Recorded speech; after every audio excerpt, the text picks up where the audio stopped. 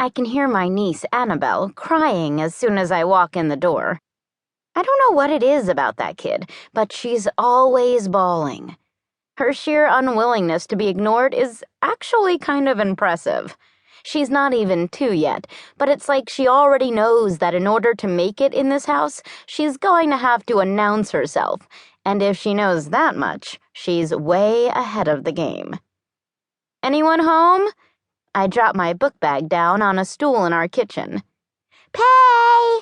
Annabelle yells. My sister Joanna comes running down the stairs, Annabelle tucked underneath her arm like a football. "Have you seen Mom?" Joanna asks. Her face is red and her hair looks damp. "No, just got home." I turn my head upside down and look at Annabelle. "Hey, you." Annabelle puts on this goofy grin and reaches out her tiny, chubby arms. I swing her out of Joanna's arms and into mine. My sister seems to crumble as soon as I take Annabelle, her shoulders sagging down by her collapsed sides. "What's up, Jo? You okay?" "Okay," Annabelle parrots. My sister and I are the 2 siblings left in the house. Both of our older brothers have moved out. There is talk of Bill, my sister's boyfriend and Annabelle's father, moving in, but he recently started community college, and his parents' house is closer to school. His family won't let Joanna move in with them, so for now he visits her and Annabelle on the weekends. Here's a fun fact. When you're 19 and have a kid and no money, your parents control a lot more than you'd like them to.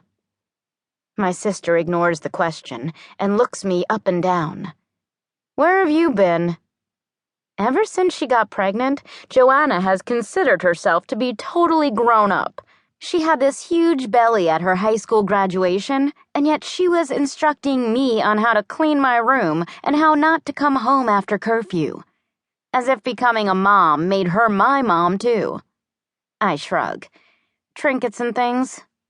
She eyes me. "What were you doing?" "Selling drugs out the back door." Joanna rolls her eyes and flops onto the couch. "Mom was supposed to come home an hour ago." "I'm not sure what to tell you." I rub my hand in small circles over Annabelle's back, but she just blinks a few times and then starts crying again. Joanna picks herself up off the couch and snatches Annabelle out of my hands. Joanna sighs. "Look, just tell Mom I left." She hooks her bag over her arm, shifts Annabelle, and heads out the door. Annabelle waves as they go, her hand like a duck beak, a tear rolling down her cheek.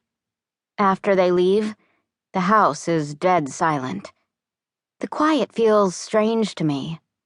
When I was growing up, our house was filled with kids, and the older I got, the more people were around. My brothers always had friends over, and by the time I got to 5th grade, Joanna was already attached to Bill. I hoist my bag on my shoulder and plod my way upstairs. Once I'm in my room, I take the flyer out of my pocket, smooth the edges down flat on the carpet, and look at it. There is a black and white picture of a girl on the front, but she's in silhouette, so it's hard to make out any details about who she is or what she looks like. Printed across the top of the page are the words, "Open casting call for Locked." They give me goosebumps. It's the same feeling I get in an auditorium or a movie theater right when the lights go down. Like maybe that could be me up there. That someday people might know my name, even recognize me. That I wouldn't be little Paige, the runt of the Townsen litter. I'd just be Paige Townsen, the one and only.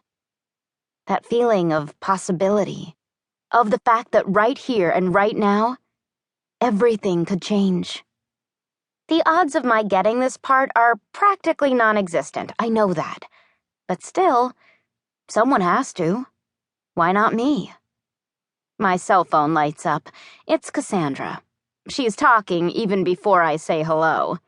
"I think I fell asleep halfway through." "The movie?" She huffs like, duh. "What are you doing tonight?" I fold the flyer over.